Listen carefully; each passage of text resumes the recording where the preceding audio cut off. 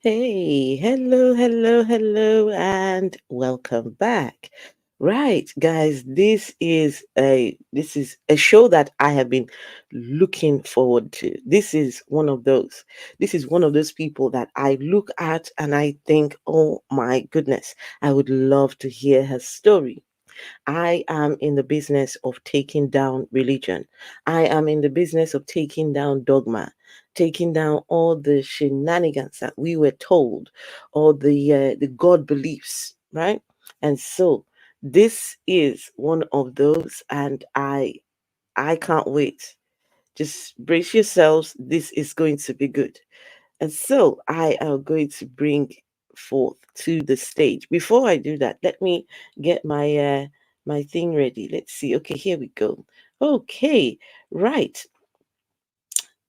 Here we go. So no other than the beautiful EVA herself. Hey, hey.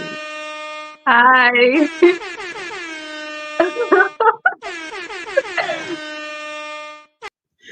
Hello, hello, and Not how the are sound you, man? effect. Huh? Sorry? I'm fine, thank you. I said not the sound effect. I like that. Listen, yes, we need the sound effect. We definitely need the sound effect. Yes, So how are you today? I'm fine, thank you. How are you? Wow, I am elated. Elated. This has been a conversation that has been it's one of those that I've been looking forward to.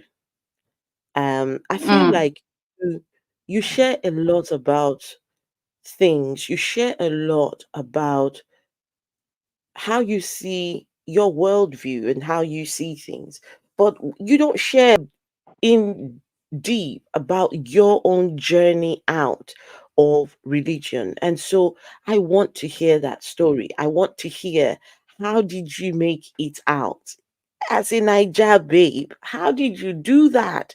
Right? I grew up in Nigeria. Everybody, you're in church or you're in mosque. Some people, even now, they're so clever. They now combine the two. Chrislam. They combine What? Christianity and Islam. Yeah, there's now something called Chrislam. Are you You serious? Yes, This I'm yes. just hearing about this. There's Chrislam, a bit of Christianity and Islam. It's called Chrislam. Yeah, some people just Mm. can't make up their minds which one is which, so they do both. Chrislam. Mm. So That's interesting. This is new information for me. mhm. It's not an official Mm. sort of religion. It's not official. It is, one of Okay. these that, it's just some people just cannot they can't separate themselves, right? One minute they think, okay, Christianity sounds, plausible. Christianity sounds appealing. Let's go over there. And then next week they hear something about Allah and and Muhammad, and they think, okay, let's go. So Mm. it's And then what about the ones that combine three of them, that combine Christianity, Islam, and the traditional practices, Judaism. you know, not no Oh, no not traditional Judaism, practices. traditional practices in Nigeria. I'm talking about in Nigeria now, right? Because we've got the major religions are the two, Christianity and Islam, and then the traditional practices, right? Which Mm. they demonize the hell out of. Yes. Mm. Anyway, so this is about you, Ivie. Please tell us about yourself. Who are you? And yeah, just take us through. How did we get to the journey of you starting that first the YouTube video and the TikTok video, and you putting your face out there, your voice out there in helping to deconstruct religion. Okay. First of all, I want to say thank you very much for having me on your platform for the invite. I really appreciate it and for you giving me this opportunity to share my story. Where do I even start from? Where do I begin? Okay, I'll start from introducing myself. My name is Anita. I am a Nigerian, born and raised, living in Nigeria, and I was born into Christianity, and to be specific, Catholicism. So my family is Catholic. I am baptized, confirmed, and I still somehow found my way down the line of not believing, and which started pretty early, by the way. I've always had doubts from a very young age, to the point where even there was a point in church I was tagged a particular name because I asked the priest or our priest in the parish I grew up in a question about the Bible, specifically about Judas Iscariot, why he was treated the way he did. It never made sense to me how they treated the guy. I just thought it was very unfair when you put into consideration the talks about how everything is predestined, and Mm-hmm. God already knows the beginning from the end. So it started to look to me like, the Jesus Iscariot was born for that purpose, just to betray Jesus Christ, because up until like he did that, I did not really see any purpose or any other like um major significance of him. Not to say that he is not significant as a person, which again, this is, it can get very confused because I don't even believe these people ever existed. But let's just say for the sake of this conversation that he did exist, I would not want to belittle his existence, right? And say he was not worth anything more than the role he played in the Bible. That would not be fair to say of the guy. But to think that the main purpose of him was just so he can come and betray Jesus, because they say everything is predestined, and things has been prophesied.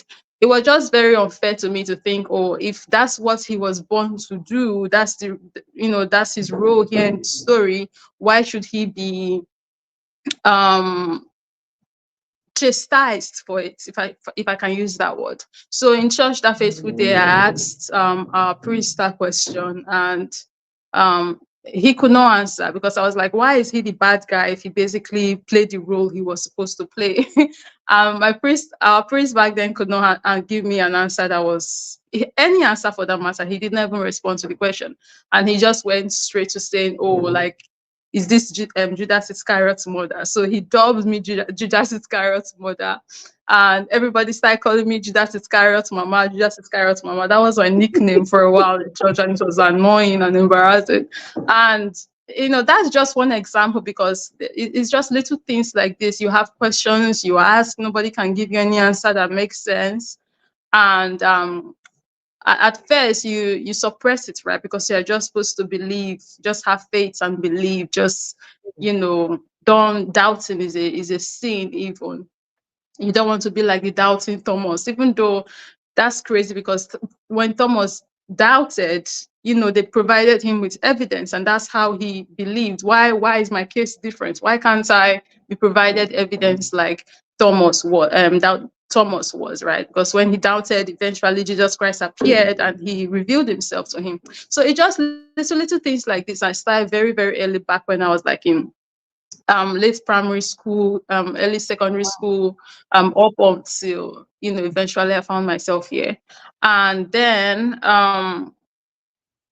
so I eventually, when I grew up after secondary school, because I had so many doubts, this is a story I've shared like many on TikTok as well. I decided that maybe I should study Christianity. Maybe if I Mm. studied the religion, that would help me understand it better and to strengthen my faith. So I went to college and I studied Christianity for 3 years, and that did Wow. not help me strengthen my faith at all. It actually pushed me further into my Mm. deconstructing journey, which at the time I did not know that that's what it was called. I didn't know what kind of journey I was on. I only recently got to Yes. find out that that's what the journey is called, and it's a journey that I stumbled upon. It's not Mm. something I intentionally started. So studied Christianity, and then more questions arose. and the dysfunction was more highlighted, I would even say, from studying it.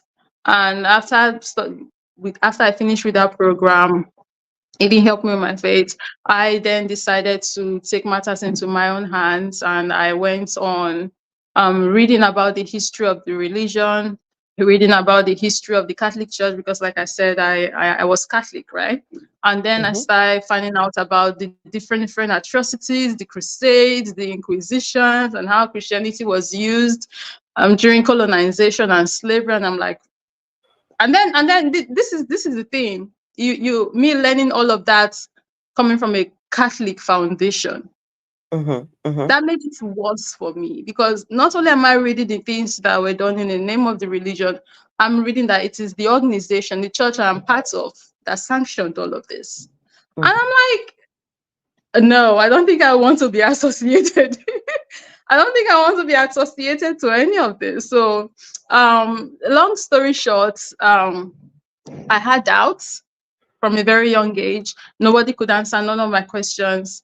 And I went on studying, and that's it's from studying both in school, in college, and also the study I did privately that led me here. Because then during this study as well, I started actually reading the Bible. Because Mm. when you are in church, they only read a few parts of the Bible. They pick the nice That's parts. That's where they read for you. So during this journey, I said, okay, maybe I should go and read the Bible on my own, right? I started reading mm-hmm. the Bible, and I started coming by places that I'd never come by before, being read in church. I'm like, these places exist. Like, that's crazy. When you read about how they sent 3 bears to go more 40 boys, and how you be hearing scriptures like, blessed is the man who used his baby's head to hit the stone, crazy things like that. And it eventually just led me out. Let's just say a combination of reading the history of the religion, and the history of the church, and the things the church had done, and hell are still doing, but conversation for another day. And Mm. the scriptures, all of that put together was how I found myself out of Christianity. One day just came, and I'm like, I don't care. Send me to hell. I don't care. I'm out. Yeah. I And mean, also, when you put into consideration the fact that if we were never colonized, we'd never would be part of this mm, religion. So I'm like, exactly. if this is something that God really wanted for me and my people, and we are supposed to be part of, like, should he not have, like, brought it to us sooner? Could he not even have brought it with, I don't know, a better group of people? It never made sense. This is why the history aspect was a very key factor for me. Mm. Because how do you tell me that you're a loving God, and that you really want us to come close to you, but you could not find a better messenger to send this word through? Like, I'm The sure fact, there were better people out there than the colonizers and enslavers that could have been used to spread this word. It just did not make sense to me that such wicked people were the messenger, and that the, I the, should the listen to fact, anything that they have to say.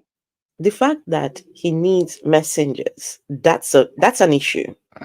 An all-powerful God who can do any and everything.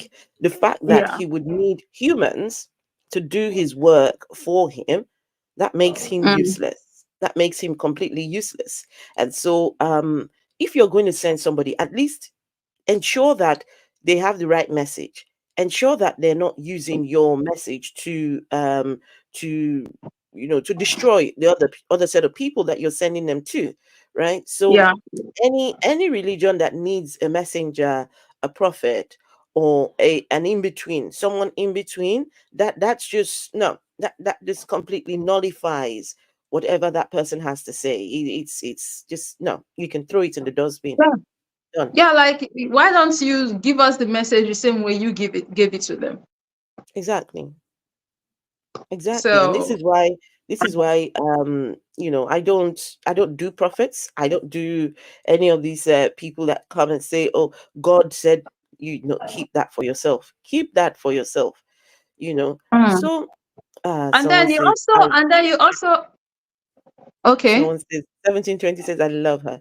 Great thinking process." A lot of people relate with you. A lot of people relate because you're younger, right? I'm Mm. older. I mean, my first son is 21, he's going to be 22, and so but my son has never been religious, never in his life. Mm. He figured this out from a very young age. He figured it Good for out. him. He read the Bible and he did not, well, when I say read the Bible, he could see the content of the Bible, they did not make sense to him. And he's just never bought into the idea at all. So, Mm. yeah, good for him indeed. Absolutely. Good for him. Yes. So, And so then also you look into the scriptures, and then you find that we are not exactly really African people are not exactly highlighted in the scriptures. When you look mm, at the letters that were sent, they sent letters to the Philippians, to the Corinthians, to the Sicilians, and whoever else they sent letters to. I don't see mm, anybody sending letters to the Yoruba people or the Igbo people or the Yoruba people mm, or the like mm. or the Zulu people or the Swahili Ijaw people, people. like Swahili speaking people. You understand, Yeah. like, or the Tosa people. Like, what does it have to do with me as an African child? No letters were sent here. People letters were sent all over to whoever. Like, I feel like that just shows who maybe the religion is supposed to be for. It's Mm, it's for whoever is the present day Corinthians and the present day Philippians and the present day whoever else was mentioned there. It's not my business. I was not mentioned. I don't see my father's name in the scriptures. I don't see any Emeka being mentioned. I don't see any any Osamu Diame being mentioned. Like, why should I care? So it's just a whole lot, right?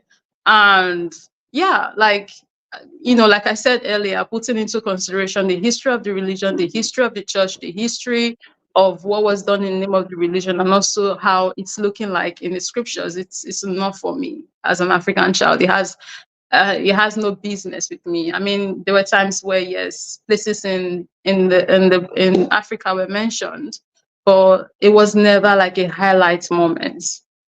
It was just like, oh, maybe somebody passed by um Ethiopia. And because somebody passed by it or did trade with whatever, or met an Ethiopian person, that moment an Ethiopian was mentioned, or what happened to the preferential people, them Israelites. mm, That's mm, why Egypt was mentioned. But they were only mentioned not because the people in Egypt were the focus, or not because the Ethiopians or Ethiopia was the focus point, but because it was like, oh, so and so important figure or people were in so and so place. So it was more about those important, people, the preference of this God, and where they were located, and not really about the location and the people in that location being Africa at the point. I don't know if that makes any sense, but I hope you yeah, can understand. completely makes Yeah. sense. Yeah, absolutely, completely makes sense. And so, tell us, what was it that made you decide? Let me put my voice out there when it comes to this, because I know you talk about a lot of things. Yeah. You're not you're I don't know if I was to say, okay, what's Ivie's niche. I don't think I can find that, in the sense that you are an all-rounder, right? I mean, I was watching the Yeah. video about you talking about dreadlocks. I'm thinking, okay, what's Ivie got to say about these locks that are dropping off like these gentleman's locks that were just falling falling out of his That head. was that was actually sad. What happened to him? I've even Um, seen you. I've even seen you dancing to Drake, the Drake African diss track remix. I saw, I said, okay. So yeah. So what made you decide I've got to um lend my voice to this conversation? This religion is fake. This one that was brought to us, the Jesus religion, Christianity, that was brought to us on ships, because the people had to get on ships to bring that particular version of the religion. Never mind the people that want to say, oh, Christianity was already in Africa before. It was already in Ethiopia, right? That's what I get a lot. Before the colonizers, Christianity was already in Ethiopia. Okay, I mean, that version of Christianity never made its way to the Niger where we were raised. Even that version that is in Ethiopia did not originate in Ethiopia. It was brought on No, it ships didn't. too with True, the Romans. Yeah, like true. it was. I've forgotten what century exactly. So for fear of mentioning the wrong century, I'm not going to mention. But I remember the name of the king. Um, that allowed for the religion to be brought in, and it was brought in and allowed because of trade. People can say Africans were always backward and whatever, but that's not the truth. And to not get into that history right now, but Africans were really out there before colonization, trading, and civilization started here. So at some point in time, the particular king in Ethiopia, King Ezana, crossed paths with the Romans, a bit Greeks. And then for trading purposes, he decided to convert. Right. Mm-mm. So he converted, and you know what happens after a king converts? He spreads whatever ideology he has now to the rest of the people. That's how Christianity got into Ethiopia. Ethiopians were not always Christians. Even that came on a boat because he converted when he met the missionaries. Missionaries is not a new concept. It does No, it say didn't.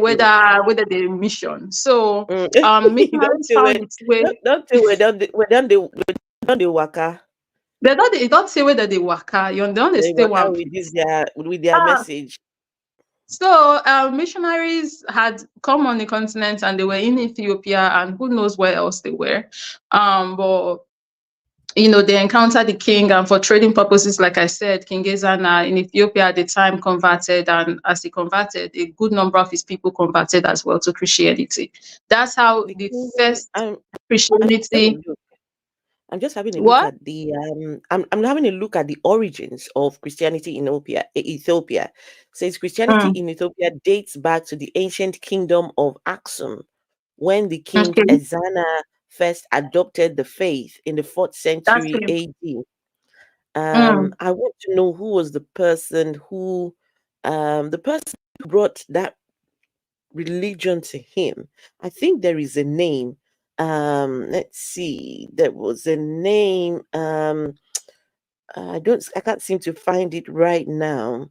It says, okay, so it says here, wait, let me share my screen so folks can see as well.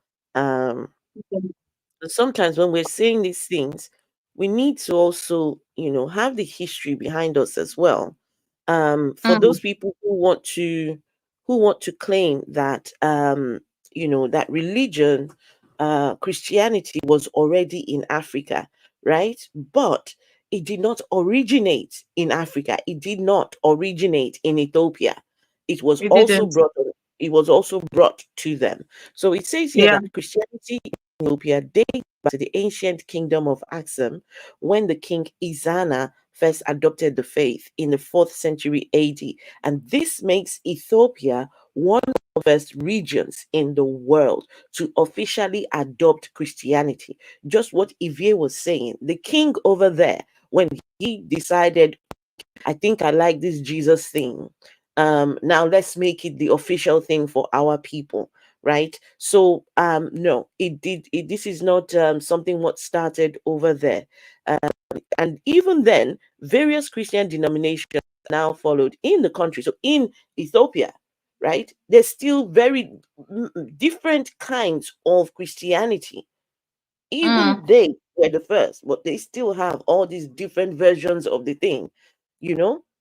When they say it was in Africa, look at this: Ethiopian Orthodox Tewahedo Church, Oriental Orthodox Church, Coptic Church.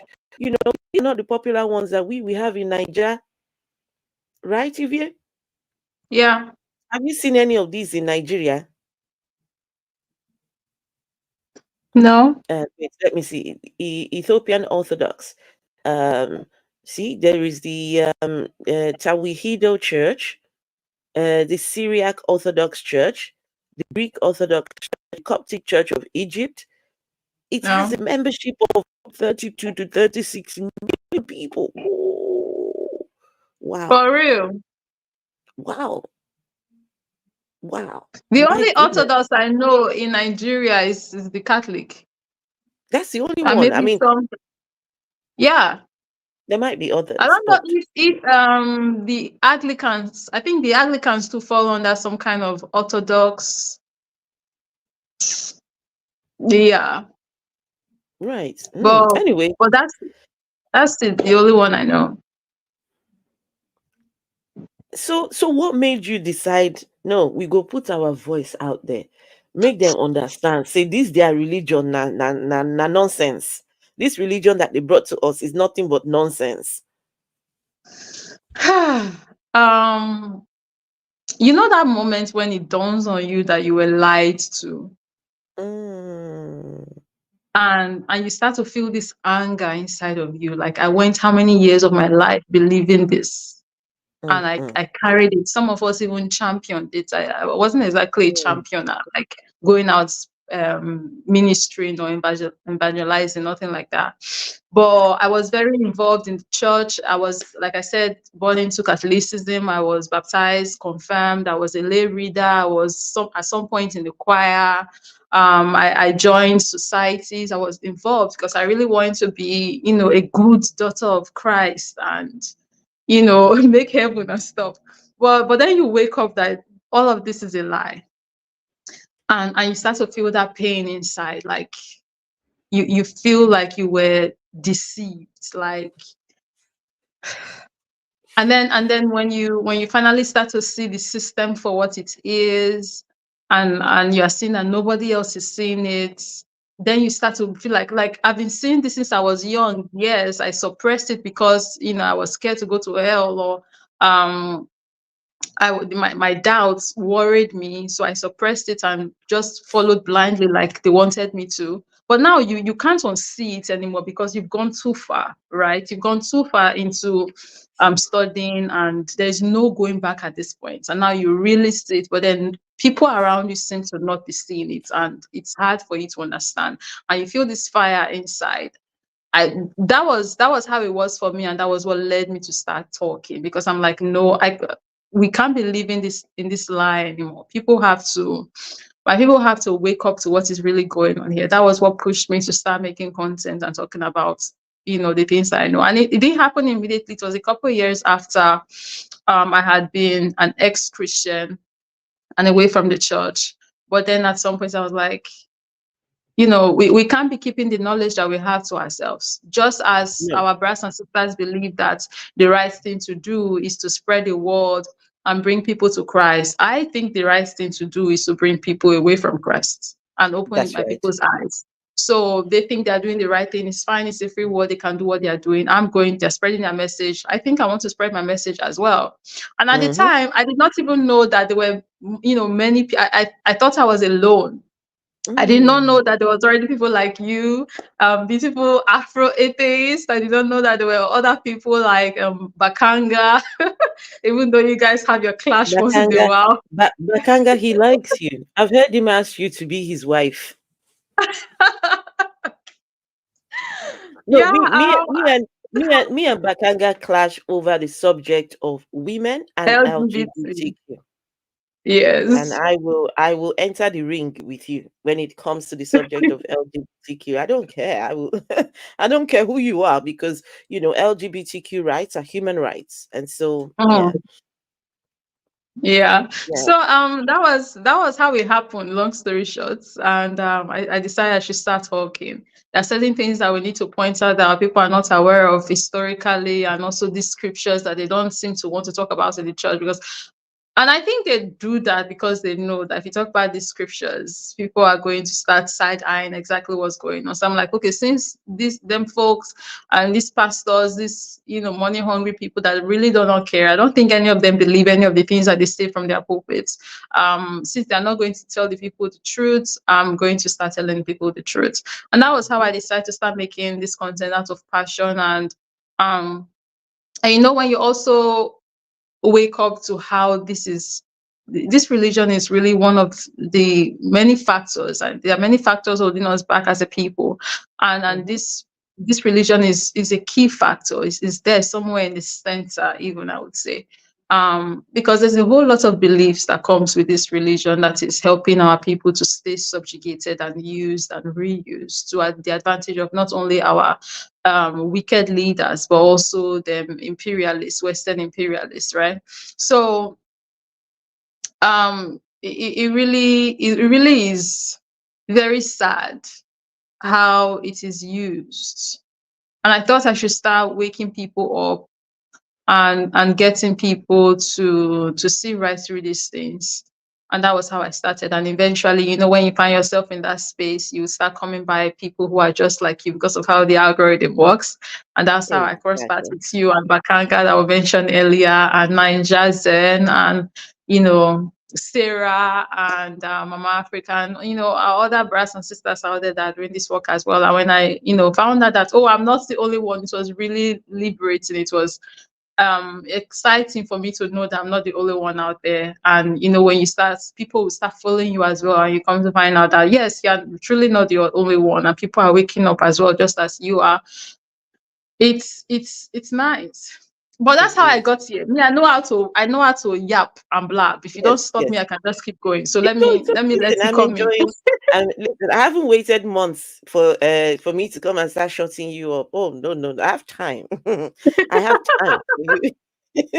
There is a question. There's a question for you from Dean. The question Mm, is, what has Caucasian Jesus mhm. done for Africa and for Africans? Absolutely nothing. That's the You mean point. He has you mean done nothing for us. you can't find anything that Nothing. white guy Jesus, the blonde hair, blue eye, the one that was brought to us on the sheet? No, nothing.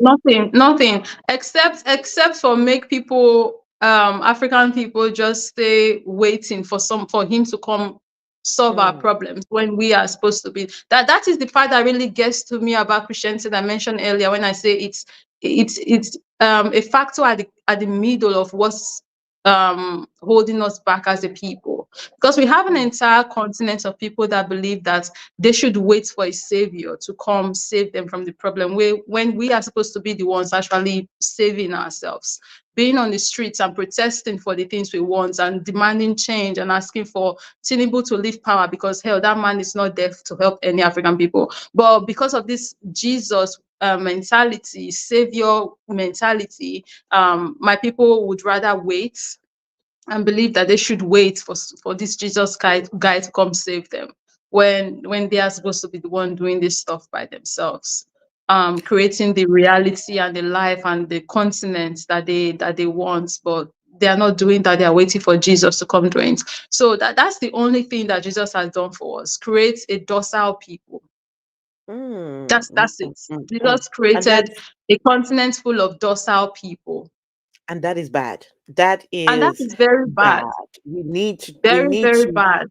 no, that is something that we need to keep on doing.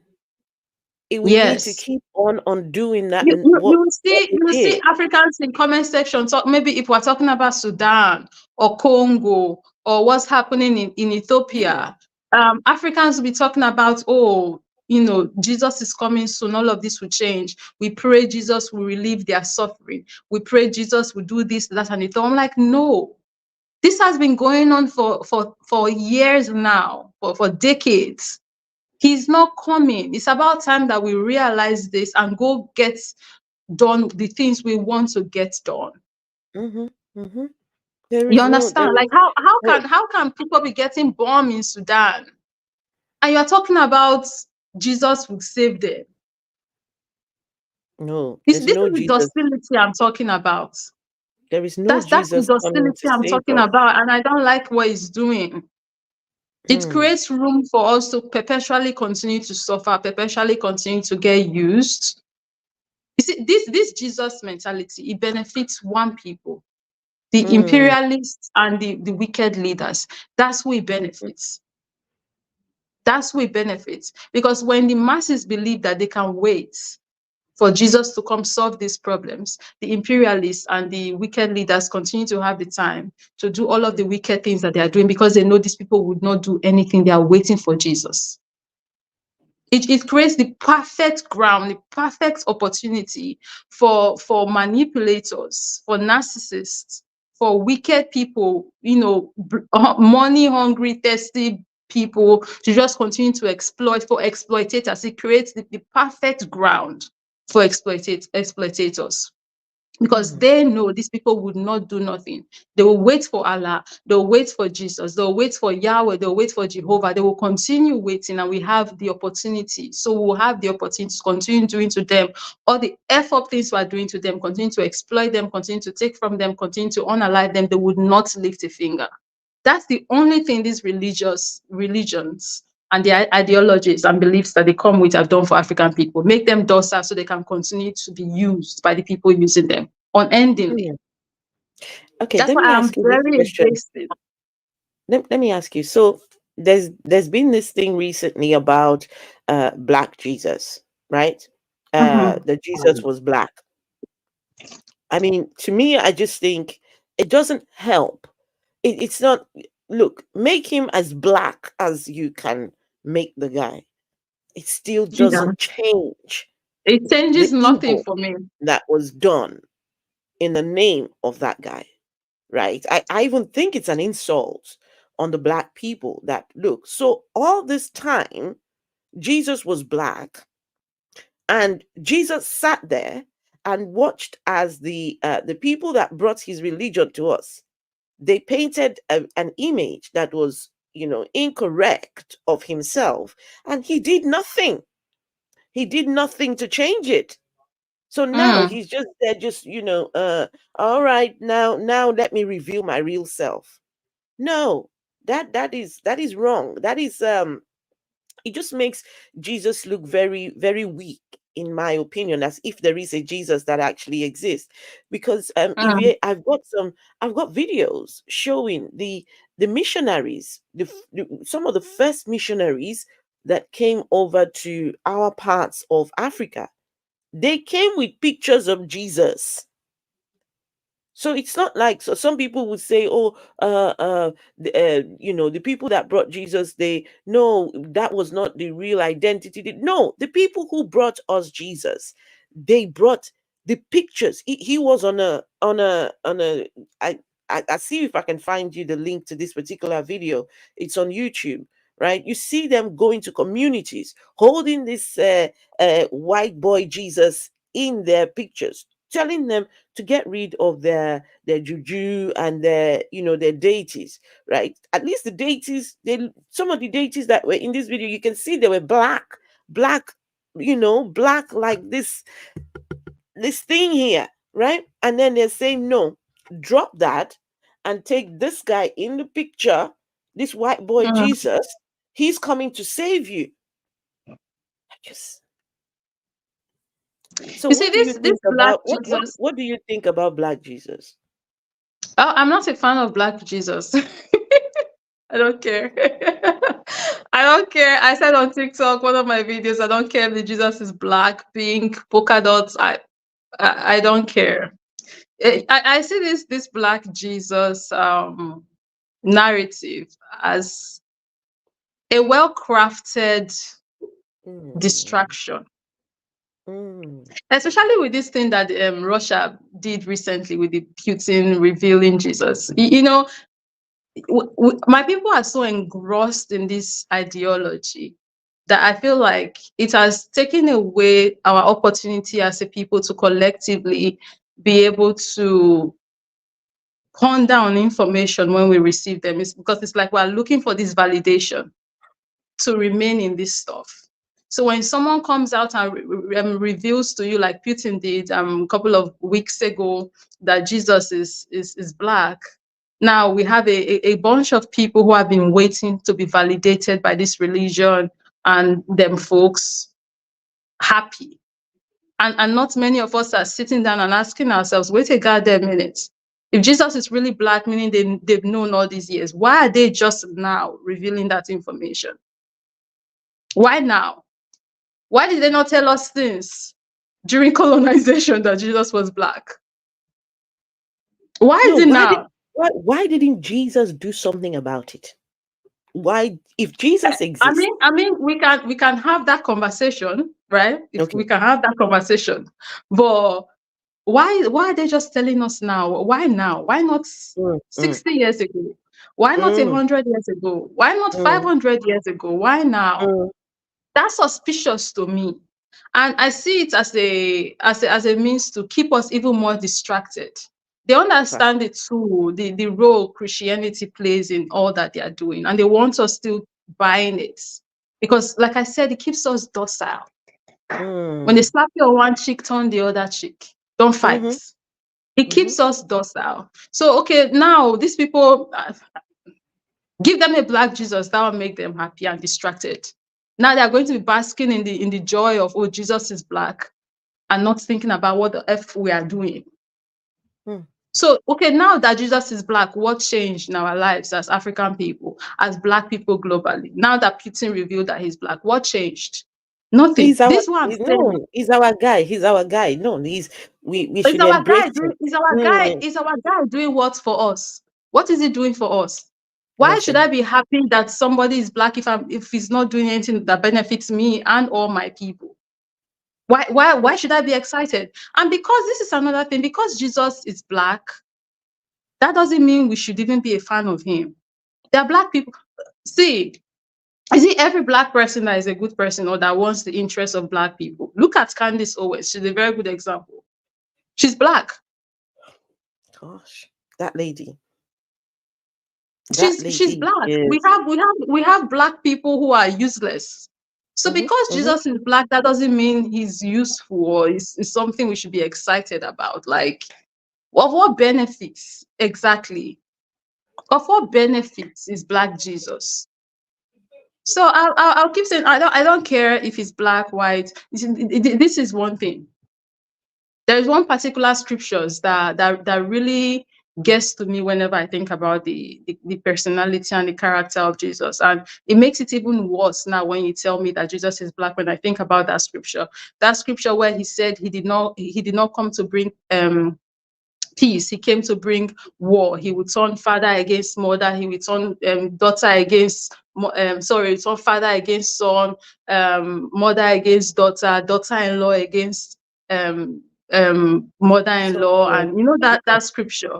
Yes. Now, when I think about that scripture and think about the fact that you are telling me that it's a black man that said that, meaning you are telling me a black man said he did not come to bring peace to black people, to black families. What we want is peace, happiness, and prosperity. And he's coming to tell Matthew. us that. Sorry, it's Matthew chapter 10. I was trying to look for it. Right, here we go. Let's show that on the screen. Um, Please do, please.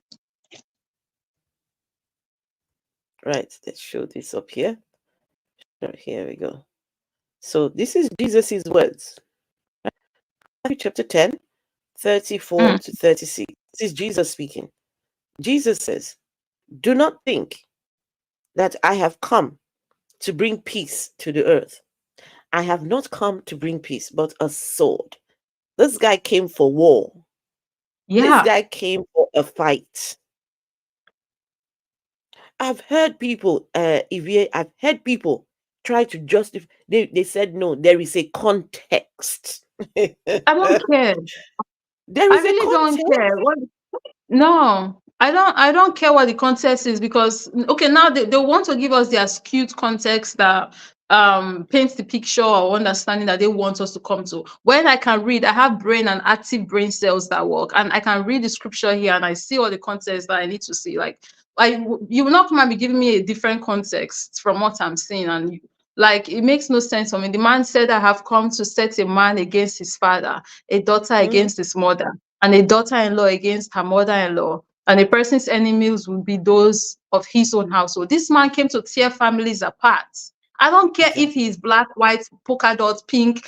I really do not care. What we need as African people is someone who would come for the opposite of whatever the hell this is.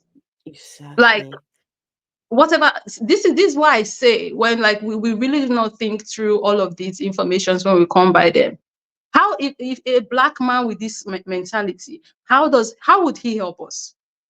Mm, When we see our people online talking about how, they're not having broken households, the fathers are not home, single mama issue, and all of these problems in the black community that people talk about, that's what Jesus said he came to create. That's what this he came to create. can I tell you the part that really gets to me in this verses, right? I tell you the part that really gets to me, and this is one of the issues that I am completely against in Nigeria, in Africa, and our parts of the world, and how we see this religion of Jesus, Christianity, is that last verse. A person's enemies will be those of his household. Mm, In this religion, you will find pastors telling you that your enemy is in your house. Your mother yeah. is your enemy. Your Mm. father is your enemy. Your That's where we enemies get are the in village people your. mentality from, when we see our village This people is as bad people. this is the village people. This right here. This Yes, embodies that whole. Now your village people, they do you right, yes, because yes. when things are going wrong for you, this religion teaches you to look within instead of Mm. looking outside. Outside. Instead of looking outside, what could be the cause of this problem? No, this religion Mm. teaches you to look inside. That You somebody don't in have your a household. you don't have a job. It's not the fact that your leaders did not create jobs or No. opportunities where jobs can thrive. It's your village people, that's why you don't have a job. It's not because there are really no jobs out there for them to place you, for you to be placed into. It's your father or your mother-in-law, or it's your mother who's a witch that made so that you are not Mm, progressing in life. mm, mm, Like, mm, mm, they made it so people don't look out into the systems, the real systemic issues, as to why they are not where they want to be in life, and they blame the people who are still being suppressed by these systems for their problems. Like, why would your village people, your uncles in the village, who are trying to go about their daily lives, provide for themselves and their family, have the time to be thinking about how to cook up ways to bring you down when they have their own problems? The same systems that you are living under, they are living under it, and it's suppressing them. But mm. somehow they are thinking about, like, it makes absolutely no sense. But you're absolutely correct. Is this particular scripture there? That's where that mindset is gotten from. Can I tell you? You see, this whole idea of witchcraft, yeah, this whole idea that Mm, there's this outside world. This is one of the things I try to deconstruct. That there is this God, Jesus, Satan, demons that come and possess our people. These demons mm, even come along and even have sex with our people. They talk about the oral sex demon. They talk about spiritual husband, spiritual wife, and succubus, incubus, and all these things that there is no evidence for has somehow oh, taken over the average Christian's mind, African Christian's mind, that now when things are going wrong, they think that it is a spirit somewhere that is doing them. They think that it is a witch somewhere in the village that is the cause of their problem. I heard somebody share a testimony, Ivie. I was blown away. This man said he woke up in the middle of the night to get something from the fridge and saw two cockroaches. He got his slippers and smacked dead those two cockroaches, right? mhm, The next day his mother fell ill, and not long after his sister fell ill. His mother and his sister. This guy has now linked those dead cockroaches to his mother and his sister. The two of And we them still, passed. The two of them passed away, my sister. They passed away. This guy was thanking God. He was thanking God that his problems are gone. how is his life now that they are gone? I That's this is the how is his life now that they are gone? mm, mm, mm, mm. But he won't stop to think, oh, how his life is now, if there is any difference now that they are gone versus when they were still around, the supposed witches and wizards that were disturbing him and holding him back. I would like to know how his life is now that they are gone. Mm. Same way, I had a friend told me sometime last year that wall geckos are monitoring spirits. If she Yes. sees a wall gecko in her house, she kills it. In fact, Wall there's geckos a are all over video. my house, and I don't even have time for them because, like, why would I be going after wall geckos? I even feel bad because I feel like I'm, the one who encroached into the environment, lived with the house that was built Mm. here. You understand? So Yes. they're not something I go after because, like, it's wall geckos. Right? I'm sure there's something they even do for me in this apartment. Definitely not the poop because, like, the poo, I don't think I gain anything from their poop. But maybe there's something they're doing for me in the apartment. This symbiotic relationship, Yeah. whatever. But Yeah. imagine how insane it is to think that war geckos are monitoring spirits. And she said the Mm. pastor told her this. So now, whenever she comes by a war gecko in her house, she kills them. Constantly looking Mm. for ways on how to eradicate war geckos from your house. I'm like, that's insane. That's like some kind of that's crazy. But this is the mentality on the continent. On a continental scale, that's how people think. There is It's there's a just it's video. just sad. There's a video. Wait, let's see if I can show you this. Okay. Right? These are Mhm. just some of the problems and issues, right? Let's see what this guy has to say. I The spiritual I never been. behind cats. Cats. Huh? Cats have suffered too on this continent. Cats I and never cared owl. about cats and stuff. But And I blame Nollywood as well for this girl, madness. There's a video I'm looking for. Oh goodness, I don't know if I can find it. Um Wait, there's a video I'm looking for. Hold on, I'll find it. This is not the one. This is not the one I'm looking for. So these animals cannot be animals in their own, just be animals in No, their own little, just do they their thing. can't. They These can't. They are believers, these mm-mm. believers will find a way to link those animals to whatever it is that they're going through, right? See if I can. Yeah. There's a video I'm looking for. Let me see if I can find it. But in the meantime, I think there was a question for you. Um, Okay. let's see. Someone says, Juba. Hey, Juba, long time no see. I love this lady. Thank you, Afroitis, for bringing her on your show. Oh, listen, I do appreciate her a lot. And some of you Thank would have you. seen her Thank you guys. I love you guys too. some of you would have seen her videos, yeah, and these are the people that we need to keep pushing out there so that our people can borrow some sense, that we finally wake up from the delusion of Jesus, from the delusion of Holy Spirit and God and Yahweh, Allah, and all these characters that were brought to us. It's really sad when Africans are told, look above, your help is coming from up there, right? That's where your help is coming from. There's nobody coming. Nobody's coming. There is nobody coming to help you. None at all. Right. So there was a Africans, question. Africans to be told, when you get to heaven, you live in a place where the streets are made of gold. We live on a Mm, continent with gold. We can have our streets of gold here if we want to, but they made it so we don't care about wanting to have our gold here or our streets of gold here, so we can go have the gold upstairs. Like, let's make it make sense. no, We but live on a why continent rich with, it's full of gold. why would anybody want to We work on want gold? I streets. don't I don't like gold. I don't like gold. I Okay, don't what? see. That's true. Some Don't people get me don't don't even get like me wrong. gold. Don't get me wrong, right? If you give me gold, I will take it. I will Of take course. it. I will take Mm-hmm. it. But I don't go out to buy myself gold, right? No, Mm-hmm. I would do any other precious stones, but just not gold. So why on Mm. earth would I want to work on on gold? For what? So that means heaven is not my place. Heaven is not a place for me.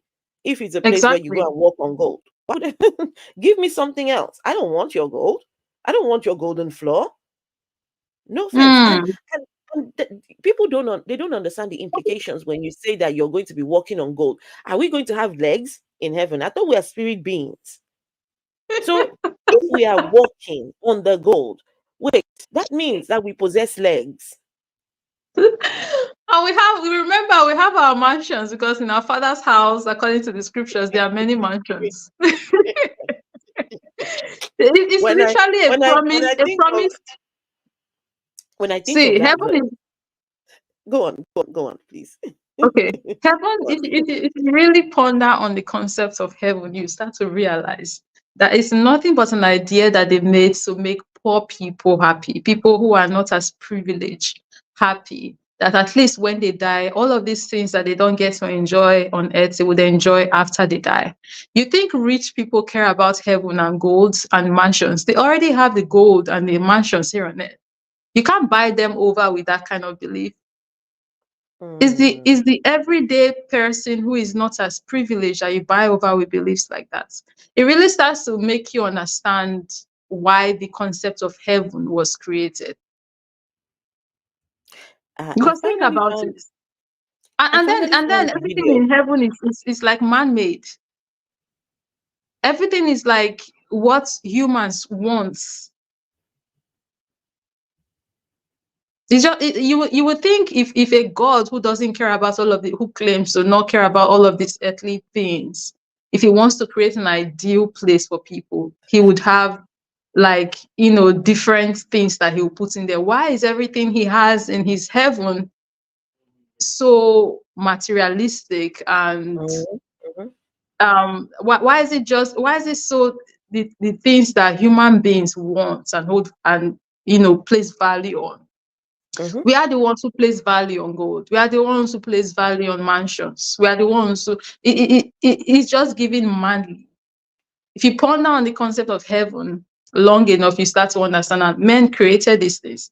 Our ideals, right, of what enjoyment should look like is what they made heaven to look like. We are the mhm. ones who want gold. We are the ones who want mansions. That's a human ideal. I don't want a mansion. Okay, at I least the don't people want a who mansion. created it. I know. The people. It's the idea. Look, how many rooms, if we've been talking right now, how many rooms have you been in one in the last minute, the last nearly an hour we've been running this? How many rooms have you been able to occupy? Just this one. At every given time, you're only able to Hmm. be in one In room one at a place. time. Yes. So Yes. why does one need a mansion? What am I going to do with it? I mean, don't get me wrong. If you give me a mansion, I will take it. Absolutely. Mm-hmm. But in the long term, I would get fed up of the space because I would be thinking, okay, we've got to take care of room number one. Okay, then there's room number 100 or room number 20. Mm-hmm. It's it messes with you because you now start thinking about how to maintain this big thing And that pay the you've got bills. and pay the bills and heat it up because I live in the UK, and so we've got to heat up. If you want to heat up a mansion, okay, I wish you all the best of luck. Hmm. Is I, this idea of how people look at celebrities and the things that they have? mm, Yeah. A lot I of found people, a millions, video. billions of people look up to celebrities and the things that they have, and they wish they had these things. You have to remember that the idea of a heaven was created back then, like pre-colonization, when there was that this really classist. I mean, it's still a classist world, but back then it was very, very, very, very. It's still very, very classist. Classist. What am I saying? Um, when you have the monarchs and their mansions and their kingdoms, and it was very big versus where the peasants used to be. So when these royals tell the peasants that, you see, one day when you die, you are going to live in a place like this. Now you have these people ascribing to want to get to that place. It's that same mentality that was brought down here with the heaven, right? Um, you as a poor African, one day when you die, you get to live in a place like where maybe Beyonce lives, the kind of mansion that she occupies, or Mm, the two Kim mm. Kardashians. Yeah, that's what I mean when I say, oh, you know, the human mentality of what enjoyment would look like was what they tried to create with the mansion and the golds and all of that. Not because Let everybody me really wants that, like you said, but because, you know, a lot of people would like that. So that's why this they is made this heaven is to look this like is that. this is the way to keep poor people hoping. This is the way to Yeah. keep people who haven't got, right, to let Mm, them know that it will be okay. Just think, okay, yeah. for now you're going through this. Weeping may endure for the night, but joy will come in the Come morning. in the Joy morning. will come in the afterlife. Even Mm, Jesus himself said, the poor you will always have with you, right? But you will not have with you all the time. And so Jesus, is trying to say to the people that, look, you see, poor people is part and parcel of your whatever you got going on. There will always be poor people. And so how do we keep these people, how do we keep them just accepting their place as poor people, is by offering them this magical fairy kingdom, this kingdom outside of this place here, where they're going to have the things that they do not have here. Somebody who lives mm. in a mansion right now and can buy whatever gold that they want, someone like Beyonce, right?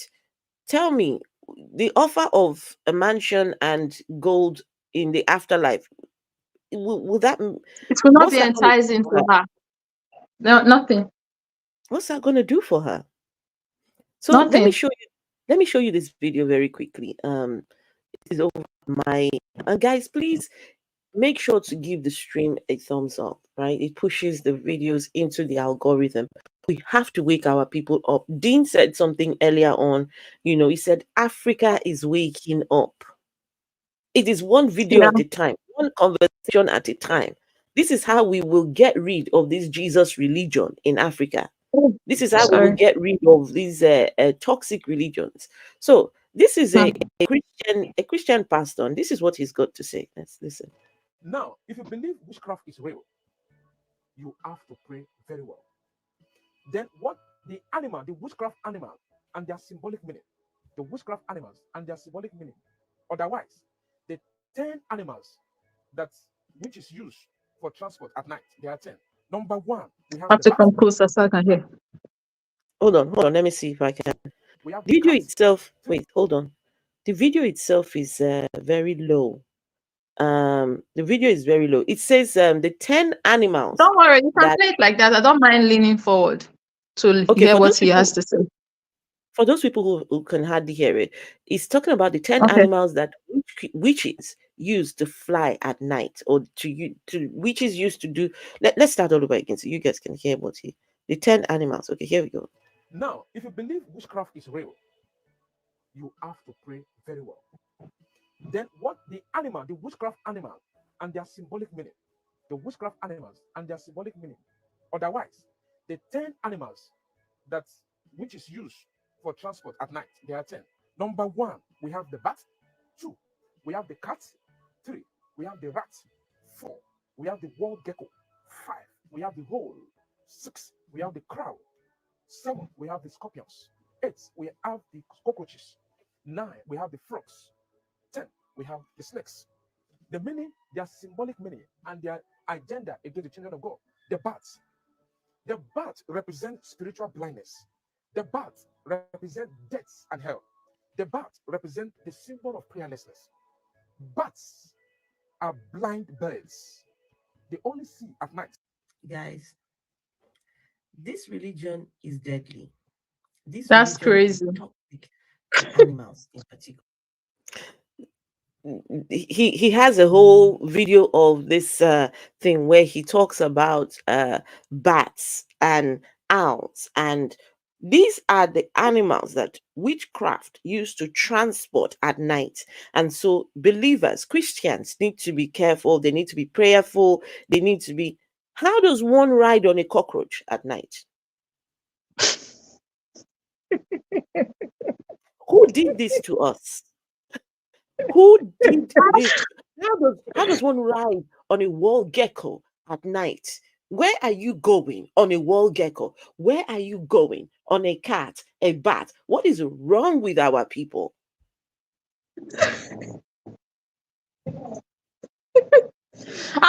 Let's even say that's possible. Why can't we see the positive in it? Why are we just seeing the negative? Like, if I can ride on a cockroach or a bat, I'm supposed to be happy. Now we'll not have to be paying for transport fare to go to places. But it has to be negative. Why does it have, let's even say it, why does it have to be negative? Why can't it be positive?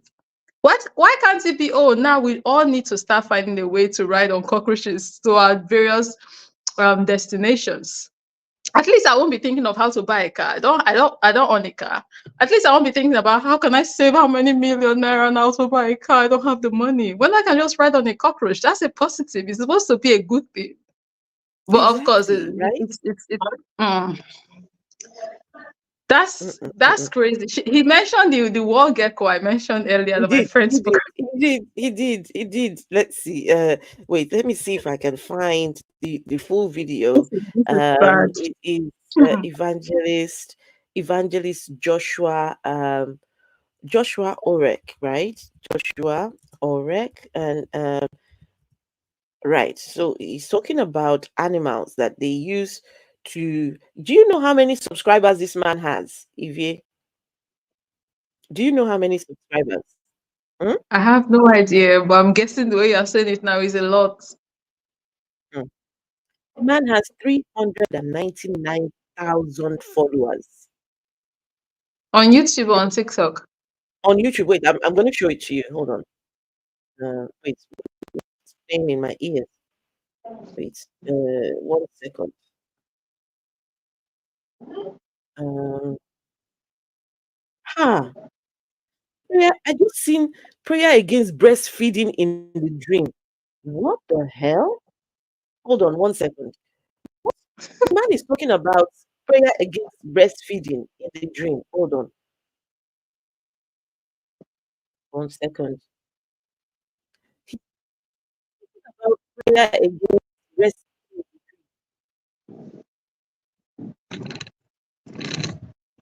Jesus. Let the living soul in the house say, praise the Lord. You're welcome to Why is this thing not playing now? Evangelist Joshua TV. Today we'll be talking about Prayer against breastfeeding a baby dream. Really? Why is this thing not playing now? For some reason, this thing has just decided not to play on me. dreams about breastfeeding a baby.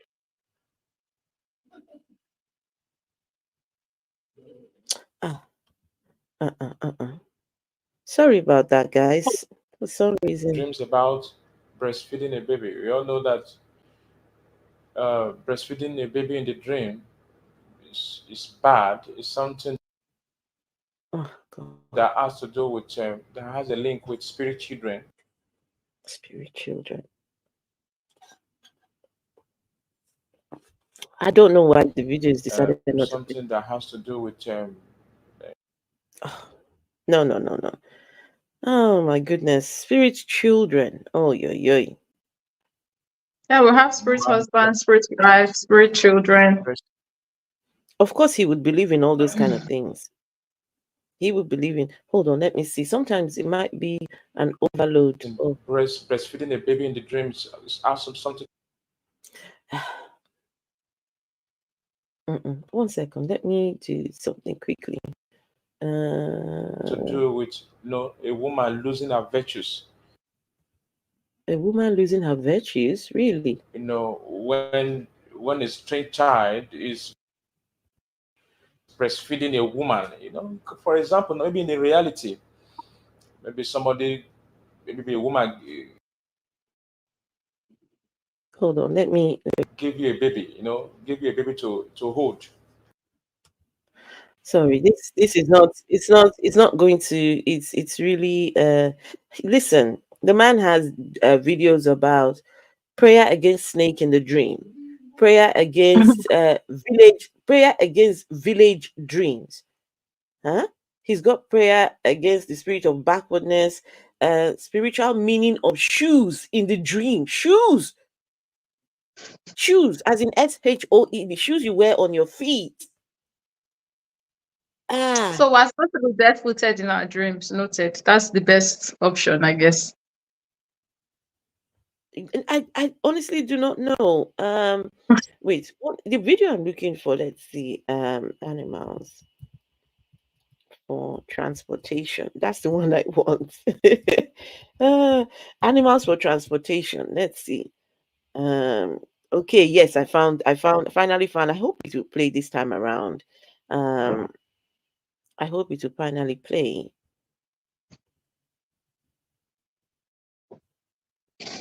Just 1 second. I'm trying to get the video. Guys, please, while I'm trying to do this, make sure you give the stream a thumbs up, okay?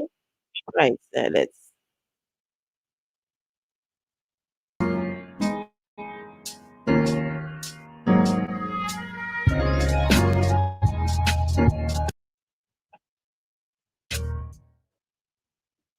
And we shall see what will become of his dreams. Close.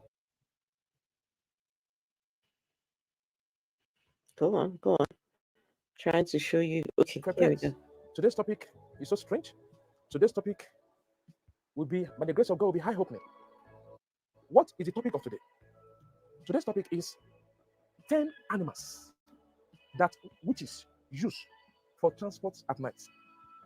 10 animals that witches use for transport at night.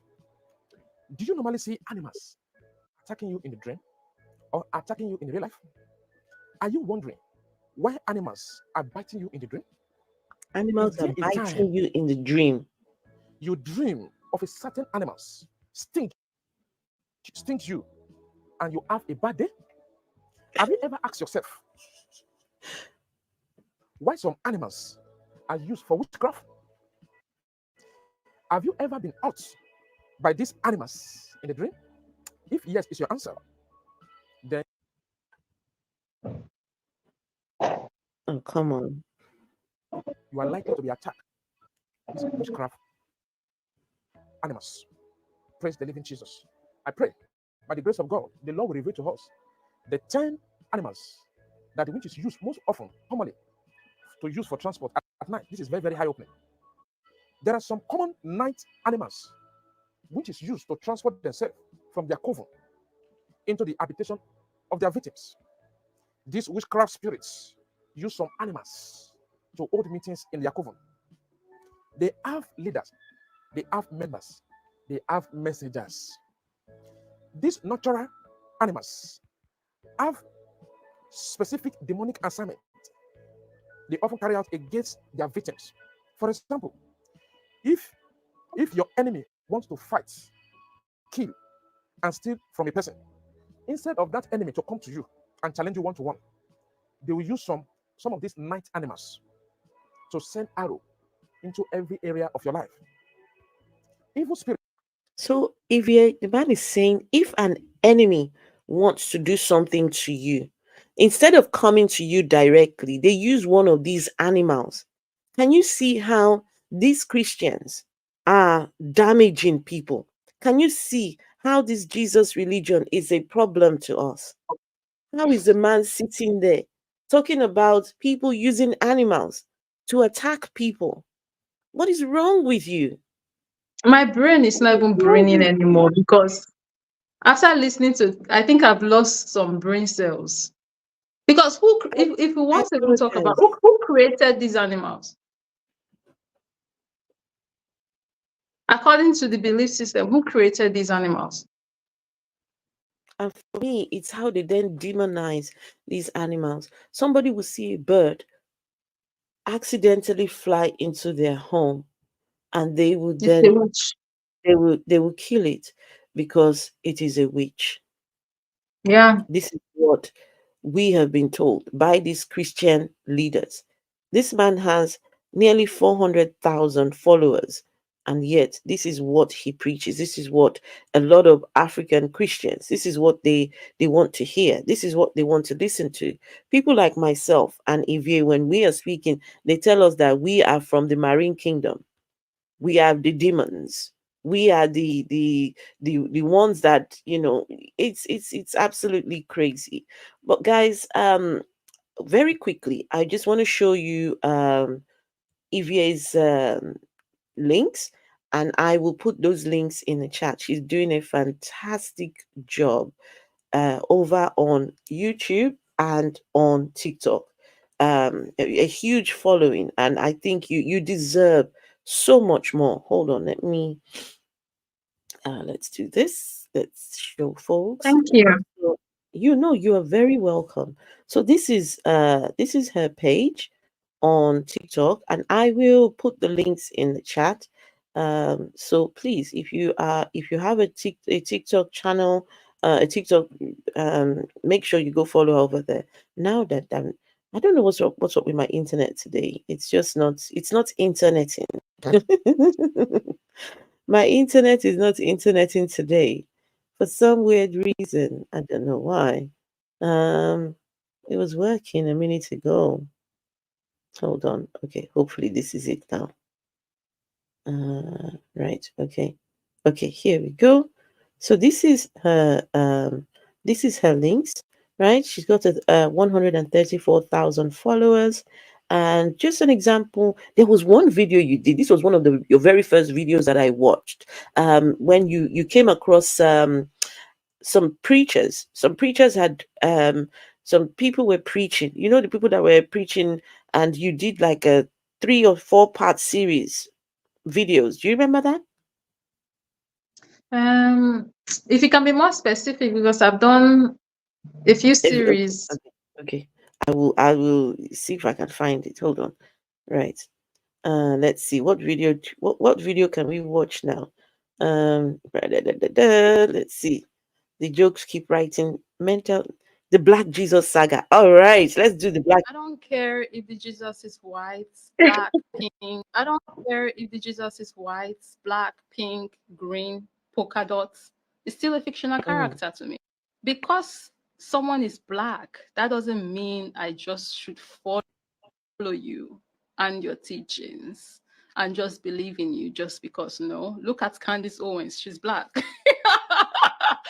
So what are we not saying here? I mean, this is a man who said he didn't come to bring peace. He came to bring fire and division. He came to turn father against son and son against father, mother against daughter and daughter against mother, mother-in-law against daughter-in-law and daughter-in-law against mother-in-law. Like, there is more than enough problems in this world already. If you are God and you think the best thing to bring to this world is more problems and not some peace and solutions, I don't care what the color of your skin is. I don't care if you are black. I'll be damned before I follow you. Over my dead body would I follow you, especially as a black person, with all that we are going through. Like, that is not enough. You want to bring more kasala into it. Like, open the gates of hell already. I would walk in there with my own 2 human feet, even still with my human flesh, yes, and go and burn there before I follow you. The fuck? And the fact that mm, not many people are talking about the fact that that image that Putin revealed has been over there in Russia for years, but they're only revealing it now. But the majority of my people don't find that suspicious. You don't find that suspicious? And besides, look around us. Since Jesus was revealed as black by Putin, what has it changed for black people? Is our situation any better? The white people who are burning the Bible because they found out that Jesus is black or that he's not white. They don't like black people. If they don't like the people, do you think they'll like a God that looks like the people? The only group of people who don't care about the color of Jesus' skin are black people. Black Christians. You see, these folks, they care a great deal what color of skin he has and how he's being represented. And that's why they made sure this past 500, 600 years that they stamp and standardize Jesus as a white man, even though if you look into the text and see how Jesus was described in the scriptures, it wasn't a white man that was described. And some people might be wondering, why did they do this? They do this for very obvious reasons. Jesus holds a very particular, enticing position in the religion. He's a god, right? Imagine having a god in your image. Now imagine having this god in your image as you go out to subjugate, colonize, and enslave people, whilst you are doing all. Okay, guys, this is a 10-minute long video. I have put the links to her TikTok. It's in the chat. Please make sure to go follow her. Now, also, let's move over to her YouTube. Right, this is her YouTube, right? Over on YouTube, she has got, let's see how many. She has got 145,000 followers. Amazing, amazing. We need to, keep promoting the likes of Evie, Anita. So what I'm going to do, let me put the links to the link to her channel, right? Copy. It's in the bio. The link to her channel is in the description of this video, but I will put it also in the comments. So you guys can please make sure to go and follow her over there, because I know she's a very busy girl, very busy making content for us to enjoy and to, yeah. So, were there any questions? So I've put the link to both her TikTok. Are these the only two spaces that you share content? Yes. Okay, so on YouTube and on TikTok. So yes, I've put the links in the comments. Hey Jerome, good to see you. Paul Scatler, love one, everyone, good to see you. So right, let's see if there are any questions for EVA. So guys, you got the links. The links are there. I will keep on putting the comments, and so we won't keep her long. We won't keep her here for too long. But let's see if there are any questions at all for EVA. She's doing a fantastic job. Please go over there and support her. Let's see. Are you part of an 82 minutes community where you live? Let's see if there are any questions. 1726. What the crap is that fool talking about? He's talking about animals. The animals, you can listen. He's the people in the coven, the witchcraft coven, right? This Christian evangelist, this Jesus man, right, is saying that in the witches coven. No, listen to this. In the witches coven, they each arrive at the meetings riding on all these different animals, right? Some ride on wall geckos, some ride on cockroaches, some are riding on owls and bats and cats. And what the actual fuck is, it's mind blowing. But listen, it's not far fetched. This is what the average Christian believes. When you've Yeah. convinced people that there is a spirit world out there, right? God is up there, there's Jesus up there, that God is on a throne sitting there, and there are all these magical kingdoms and things. This is what you get, because now everybody wants to tell you exactly what goes on in these magical places. So let's see if there is any questions in the chat. Does any of you have any questions before we you sent a question? Okay, what country is she in? She did say at the start she is in Nigeria, and this is why her story is way more impactful, because a lot of people who have deconstructed, who are Africans, it took them to leave that country, move over to a different country, and see that no, the Christianity we practice, how come there ours is different to what it's what. But with her, she figured this out from a very tender age while in Nigeria, where 99% of the population of Nigeria are religious. So Ivie Yeah. is one of less 1%, the small 1% over 200 and something million population. She is one of that very tiny number that decide, no, no, no, no, we are not following Jesus. We are not following Allah. We are not following all these caricatures. No.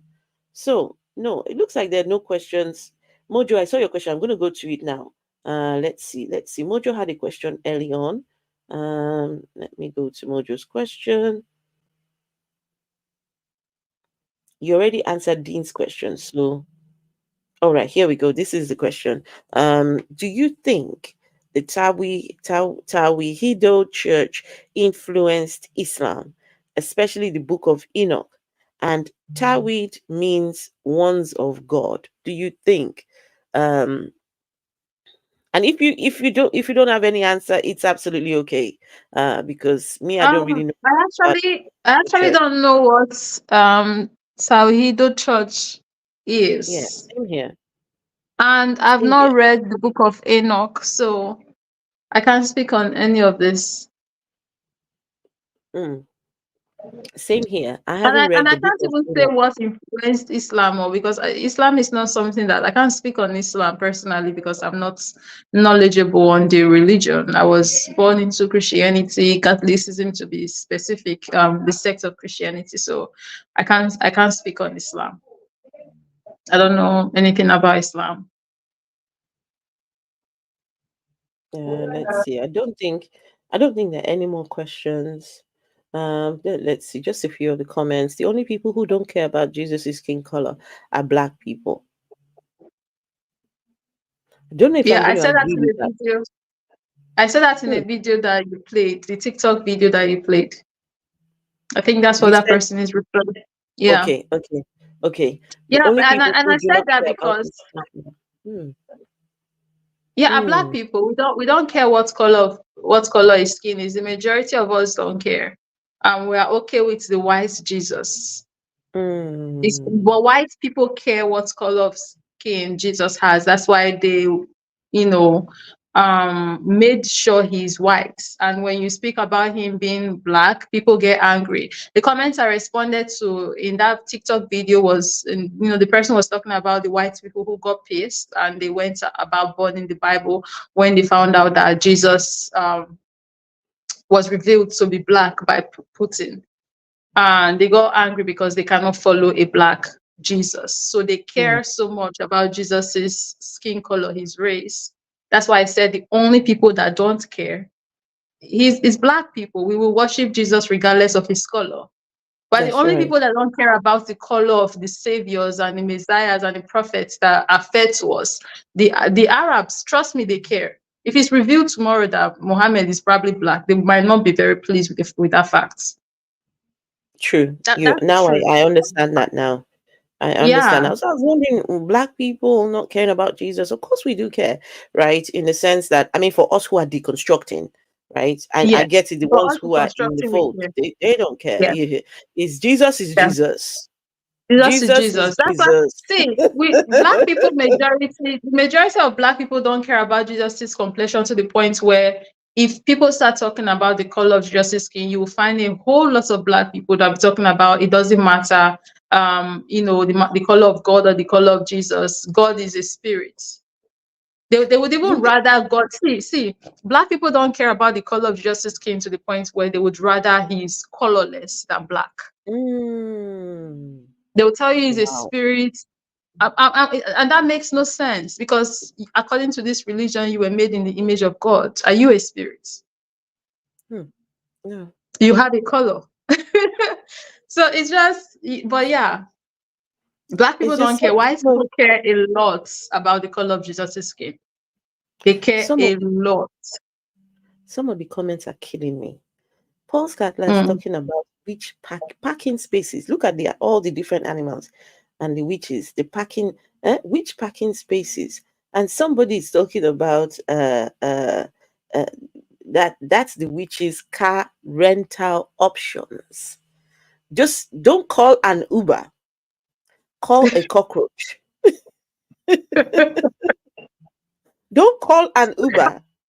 Just call a wall gecko. It will take you to your destination. Anyway, so Evie, tell us, how are you navigating life without religion in a place where everyone is religious? I mean, how does your Um, family think about you not being a religious person and being so vocal about your opinions and your position? What's that like? For me, I'm in the UK, and everybody here don't give it. They don't care. They just yeah. But how are you navigating life, being a non-religious person in Nigeria? okay. So far it has been good. I would not say it's for one, I would say I'm lucky because of the family I'm from. They don't really care. My immediate family don't care. And my mom is cool, my dad is cool, my siblings are cool. Everybody basically just minds their business, I guess, when it comes to religion. But they 100% know where I stand, and they don't have a problem with me because of it. I understand that my situation is different from most people because I've heard people say they got ostracized when they came out and said they are no longer religious. But I personally did not experience that. As regards to how I deal with other people in the general public, in the community, it's pretty much the same. The only headache I've experienced thus far is when I went to rent a house. I did not, I would say, when you're living in, um, or when you share the same beliefs with the general public, you really don't understand what it's like to not share the belief. Mm, That dawned on me, the difference dawned on me majorly when I went to move out and start living on my own last year, and I went house hunting, and everybody, all the landlords I came by would ask me what religion I practice. That, I think that was the really? first. Yeah. That To was the rent first a time. home, you're asked what Yeah, religion? they'll ask you what religion you practice. So I think that was the moment it really, really dawned on me just how different I was from the general public now as a non-religious person on the continent. Because everybody would ask you. So it's either you either have to now lie that you are religious to make your house hunting process easier, or you continue to just say the truth and you make the process difficult for yourself. So other than that, it's been okay, I guess. Yeah, but they would ask you what religion you practice, and I believe there is some kind of discrimination. I don't know, especially where I'm located in. I'm located in the southern part of Nigeria. Um, the majority of us here are not Muslim, right? What should I say? The majority of people here, I'm no longer religious, so I should say the majority of people here are not Muslim. There are more Christians here. So everybody expects you to be Christian. So I can only imagine what it's like for maybe Muslim people looking for an apartment here. I have a feeling there's going to be some kind of discrimination. I'm not speaking factually here, but knowing how there's Islamophobia, some people are not exactly big fans of Muslims. I'm sure that's yeah, I think there will be some kind of discrimination for Muslim people. But I think it's even going to be worse for non-religious people. And no, I think it's going to be worse for traditional believers, Mm, and mm, mm, then people who are not religious at all. mm, I think that's going to be more shocking. But yeah, that's something I experienced. You go to a house and they'll ask you, what religion, what church, and all mm. of that. It's a real thing. It's a real thing. But It other than is. that, it has been um it has been fine. I've not yeah, I guess it has been okay. Well, I think there were just two more questions in the chat. They're these very quick questions. Someone wanted to know what tribe you of in Nigeria you were from. If I'm to guess, are you from the Benin tribe, Benin Wari tribe? If I could take a guess from your name, if I'm take a guess from Yes. your name, Benin Okay. Wari sort of regions, Yeah. So Delta. I'm actually a combination. My mom is from Delta State, the Mm-hmm. Urobo. Okay. My mom is an Urobo, and my dad is Ah. from Edo State, Esa. Oh wow. Okay, so Yes, Edo and one time those in two, Delta. the two states were together one time when it Yes, was we're Benin, once one state, Bendel. Bendel State. Yes, It was yes, Bendel State before. Then they split it to yes, Edo Delta, and Delta State. Delta. Mm. Yes, yeah. So And that's then that's where I'm from. somebody wanted to know if you're safe in Nigeria. Ah, yeah, I am. I hope so. No, you listen. Look, you see this I hope I am. this awakening. Mm. It's spreading. It is Yes, it spreading is. like wildfire because Yeah. people are starting to realize, hello, Jesus has not done anything for us. Allah hasn't done Mm. anything for us. We are suffering. Things are going bad, right? And so, okay, people are starting to ask questions. People are starting to ask questions. So, I think you will be in well, but just be safe. That's all I'm saying. Because Mm. a lot of these pastors now that have built empires on this Jesus religion, they are going to be threatened by Yeah. people that are taking down their empires and taking down their what they have preached for years. But that is to come. However, I even however saw I saw one not too long ago preaching about it in church, talking about the awakening in church, like on the pulpit, talking about it. Was it Abel Damina? Was it Abel Uh, Damina? I don't know his name. Okay, okay. Mm. Yeah, but he was talking about it. How he spoke specifically about the East. And how people in the eastern part of Nigeria, youngsters in the eastern part of That's Abel. Nigeria. It's Abel Damina. It's Abel That's his Damina. name. That Okay.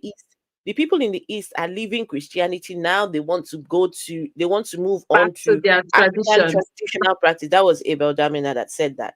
Yeah. Yeah. But it's funny, he's a Yes. pastor still. He is a pastor, so I don't know what the hell he thinks he's doing. Anyway, No, I I've don't kept know, but you. my point is the awakening is really taking ground, like it's building momentum to the point where pastors are now talking about it in church.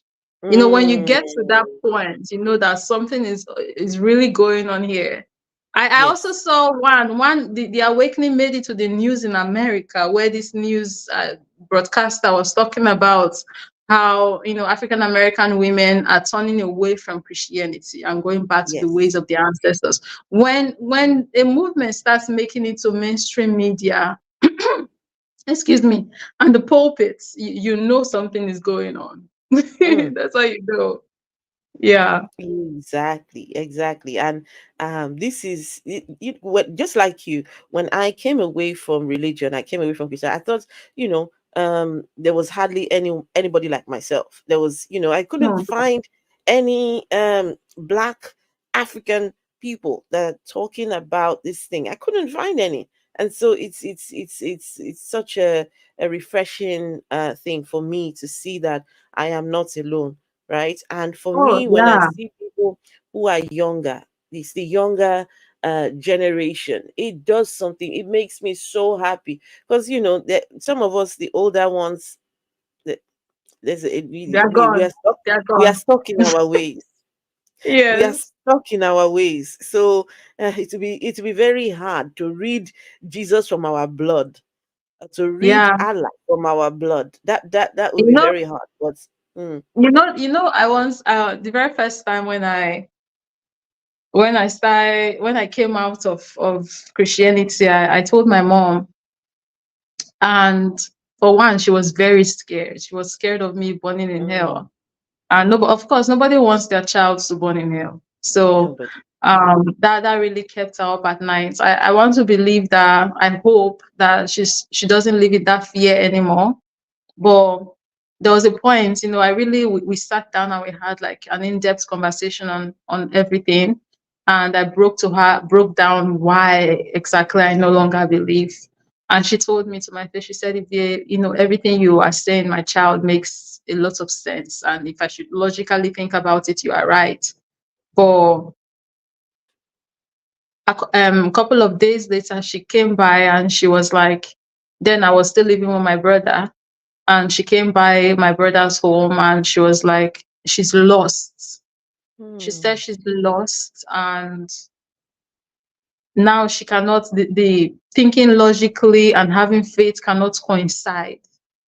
And she said a few times she wanted to pray at night, because she prays at night before bed and prays first thing in the morning to start her day. But she said now she finds herself wanting to pray and she doesn't even know what to say, how to go about it. And she's confused because now she wants to pray, but she's thinking about the things that I said, but she wants to pray. So now how can she pray? And in her confusion, she came back to meet me, and I think she was trying to make me set her on the right path, or stop this confused state that Looking she's for in. answers. You're looking for Yes, answers. looking for answers and looking for Validation. some kind of validation, exactly why she should still remain. And I could not give her that. Mm-mm. But you know what she did eventually? What she did eventually was to say, I'm just going to ignore everything my child told me and Oh, continue to do what I'm doing. Because now how and this is thing, and I understand. I never tell her to stop doing what she's doing. Because she told me, how can I go about my life? I go to church every Sunday. I have these activities that are built into the structure, mm, how I go about my life. Like, if I should remove these things, what would I be doing? mm, And I did not have any answer for her. And I told her, you know what, mommy, just continue doing what you're doing. Because how she's been living for 50 something years now, right? She's 53. At that point, she was like, I believe 50 when we had this conversation, like 3 years ago. And I just told her, I said, mommy, you know what? Just continue to do what you're doing, because I would hate bringing deconstruction. It's not easy. It takes a toll on someone. it does. And I don't think, as much as I would love for her to really see it, I conversing with her and seeing how broken she was, even for that very brief moment we had those conversations, and how conflicting she Mm, was in the inside, it was really starting to mess up with her. I'm like, nah, maybe to just be best to just live exactly how you believe it, because I don't think you'd be able to handle it, because it was really something for her. But yeah, like older people, luckily enough for me, my mom is open-minded, so she actually listened. I was able to let herself process logically the things I was saying, but many other people would not. So you're I gonna think entertain it's, it. for the most part, it's too late for the most of the older people we have. So let's just let them enjoy what they have going. Um, it's unfortunate that they would never really get it, because I feel like this is something that was taken away from them. Mm. Um, but it is what it is, and we just have to move forward now. We can, the older generation, they're, I don't want to say they're our past, but they're kind of like our past. We just have to find a way to move forward now from all of that. Exactly. Exactly. And listen, guys, once again, I'm going to put the links to her pages in the comments. Please follow her. If you have a TikTok, make sure to follow her on TikTok. If you have a YouTube, of course, we're watching on YouTube. Please make sure to Yeah. click on that link and make sure to subscribe. I tell you, listen, the wealth of content, and I tell you the wealth. She talks about just everything. It's so encompassing. She even talks about dreadlocks, the falling apart of somebody's dreadlocks. That was funny. Oh my goodness. I can't get over that. Okay, let's see. Let me Can put we can this we in. can we talk about locks like very quickly though? Because Yes, you can. it has been Do you want me to play the video? no. You don't have to play the Okay, video. go It's on. just Go like on. Okay. you know, you've been using the word dreadlocks, and Right. I don't know if you've read the history of locks, either No. on the continent or yeah. And the No, reason I why I haven't. want us to quickly talk about it is because like you keep using the term dreadlocks, which is a term that is like widely used Okay. for locks, but it's a term that we are starting to drop. Mm. You know, when you know better, you act better, right? Yeah. I too used to use the term dreadlocks before I got educated that it's not the right term to use for locks because of the history of the word and how the name for that particular hairstyle locks came about. And um it came during colonization, right? It was the colonizers that named locks, the hairstyle locks, Mm. dreadlocks, and it's tied to anti-blackness basically. So Oh, wow. dreadlocks is, long story short, dreadful locks, locks of hair that is dreadful. That's why the term Oh. dreadlocks is called dreadlocks. I don't really want to dive like deep into it, but it just, since it's in my spirit and you've said it like multiple times from the beginning of your like, Oh, maybe I should wow. just use this opportunity to educate the way I got educated personally. I used to say dreadlocks before I stopped. So I just thought maybe I should use this as an opportunity to bring people's attention to it, and we can, after this live, go do our own research and work our way back from these terminologies that we use that are not exactly very positive, especially for us African people, our And, the way we look, our hair, and all of that.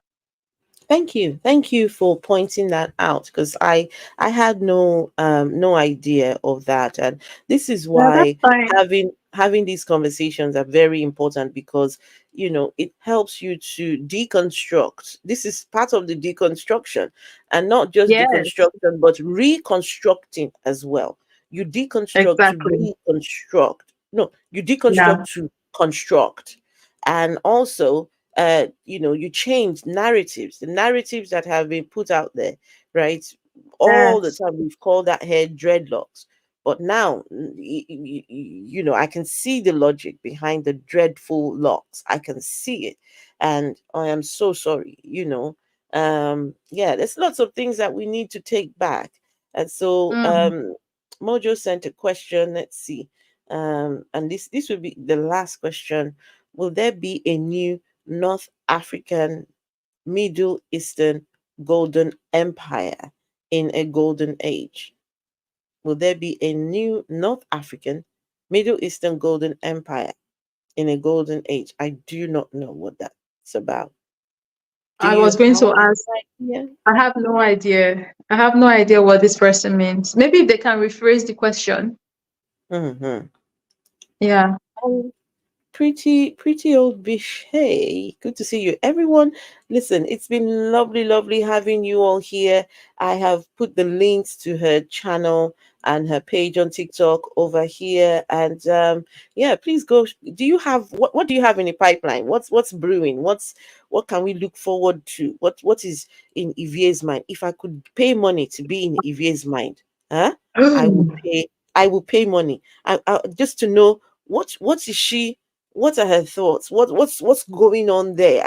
Listen, I would pay money to be inside her mind. Okay, if I could be a mind reader, that's one mind I want to definitely be a part of over there. I don't know. I don't know if you really want to be my mind though, because it I can be do, I chaotic do. sometimes. Yes, I love chaos. I love that. That's it. That's the yeah. But I do have a few things that I actually want to get to, but unfortunately I'm broke. So She said she's broke. unfortunately I'm not like Mm, Otedola's daughter or something, or what is right, Davido's right, father's right. name. Yeah. So but I do have a few things that I really wish I could get started on. And it's one of my main focus which is highlighted more on my YouTube channel, is unity, not only amongst continental Africans, but Black people in general, like globally. And I have an idea that I wish I could bring to light that would help, like, really get um, that mission going. Maybe it's something that I will have to share with you privately, more privately. But yeah, Okay. that's one of my main focus right now. Of course, I still at the same time doing what I'm doing on TikTok and on YouTube, which I have to highlight for those that don't know, that like different content, but they still find a way to tie it into each other. So, mhm. but yeah. So I think he has rephrased. Mojo has rephrased the question. Will Africa and the Mhm. Middle East and Southern East Asia come to a golden age of technology and richness? I think we'll have to wait and see. That's one I question that, guess. I mean, we will Africa and the Middle East and Southeast Asia come to a golden age of technology and richness? I think they're on their way there already. Talking Yeah, about the age of I think so, technology. but I also cannot help but wonder why will Africa and the Middle East and South Asia like come to a golden age of technology and richness. I I don't know. There's just something about the question. Because at first this person asked about specifically Northern Africa, Mm-hmm. right? Mm-hmm.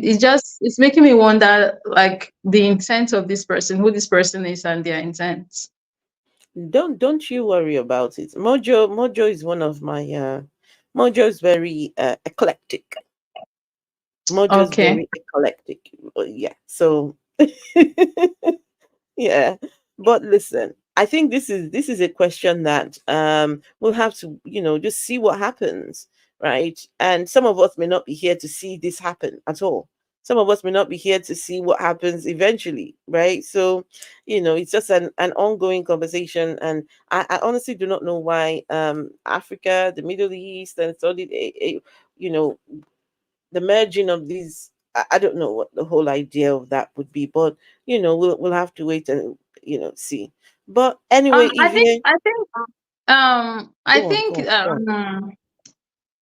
eventually everybody is going to get there.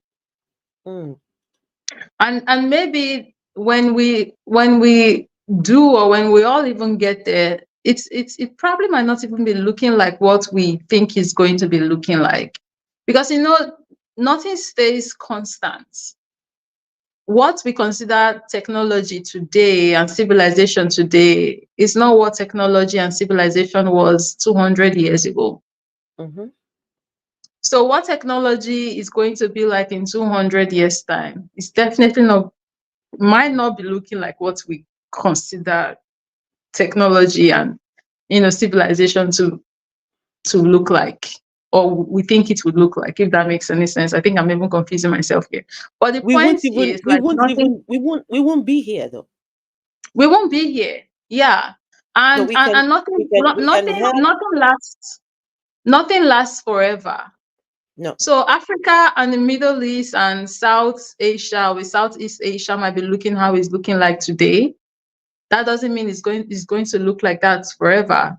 The way our world Mm, looks like today, that's not how it was looking like 200 years ago. That's not how it looks like 500 years ago. Hell, that's not what it even looks like 100 years ago, 50 years ago. So exactly. nothing lasts forever. It's we are going in circles here. Evolve. We evolve. Yes, exactly. We evolve. When I'm sure at some point in time, the Romans thought they were going to be world power forever. Where are they now? Nowhere. Exactly. So when you ask if Africa or the Middle East or Southeast Asia would ever, it's like you've already somehow low key concluded that this is where we're going to be forever. No, nothing lasts forever. Nothing. Nothing. Yeah. One last question, and that would be it. Sorry. Sorry, I missed most of your segment. Where do you find support for navigating life without belief? Do you find your support online, offline? Do you find many people around where you live share your position? I think I can answer the last part of the question. Do you find many people around where you live share your position? The answer is no. Mba Nope. no. Mba, mba, mba. I can't even find, I don't even have that in friends. I don't have it in friends. I Mm. don't have it in family. I'm the only one here.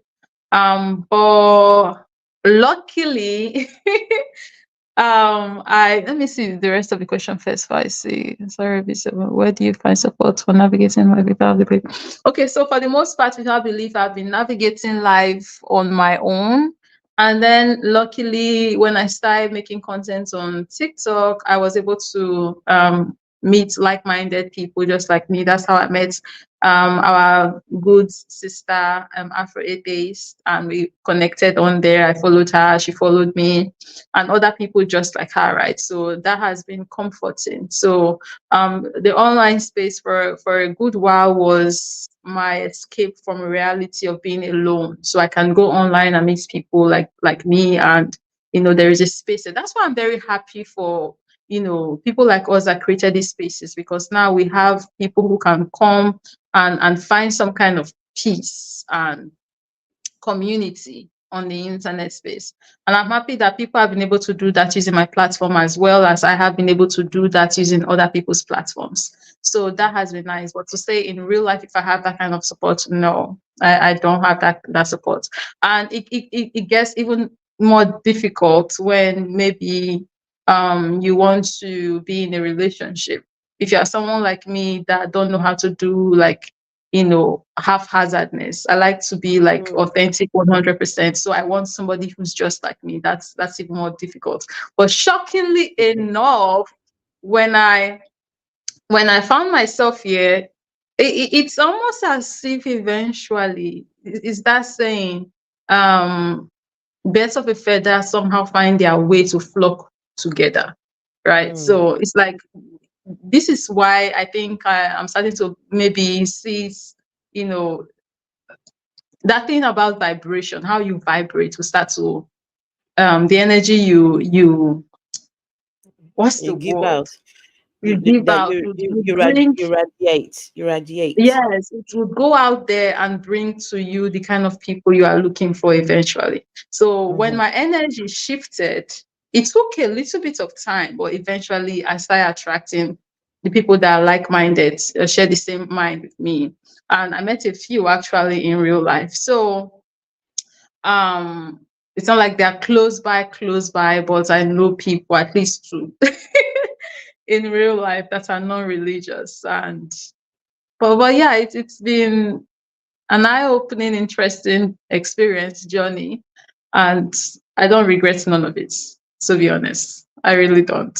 That is wonderful. And all I would say, people, is watch this space. I can imagine in that mind of EVAs, I can imagine the sort of content that is brewing, that is, looking forward to find its way out. That is, right now, just I bet if I'm to come and have a look at your laptop or whatever you use for editing, I can imagine that there are lots of videos that are yet to be put out there, right? There's things Sure. that are waiting to Mm. some more ideas coming together. How do I merge this with this? And so yes, I'm looking forward to all of that content. And so anyway, folks, we've had EVA here for nearly 2 hours. So yeah. But EVA is she's such a she's such a force to reckon with. And yeah, hopefully we will have you back again.